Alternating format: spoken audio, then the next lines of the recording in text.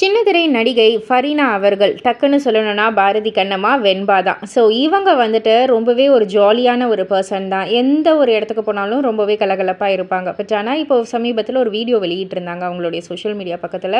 கொஞ்சம் அப்படியே டல்லாக கண் கலங்கி அந்த மாதிரி தான் இருந்தது. அவங்க அந்த வீடியோவில் என்ன சொல்லியிருந்தாங்கன்னா, நீங்கள் ஒரு ஹார்ட் பிரேக்கில் வந்து இருக்கீங்க, உங்கள் ஃப்ரெண்டுக்கு நீங்கள் கால் பண்ணி உங்களை மீட் பண்ணணும், உங்கள் கூட நான் பேசணும் அப்படின்னு வந்து சொன்னால் அவங்களால வர முடியல.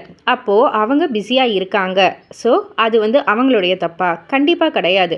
தப்பு எல்லாமே உங்கள் மேலே தான் இருக்கும். ஏன்னா அவங்கக்கிட்டேருந்து எதையாவது எதிர்பார்க்குறது நீங்கள் செய்கிற பெரிய தப்பு. அவங்க பிஸியாக இருக்காங்க, அவங்க தப்பு கிடையாது. இந்த உலகத்தில் உங்கள் கூடவே இருக்க போகிற, உங்களை பற்றி அக்கறையும் இருக்கிற ஒரே ஒரு ஃப்ரெண்டு இப்போ யார் அப்படின்னா அது நீங்கள் மட்டும்தான்.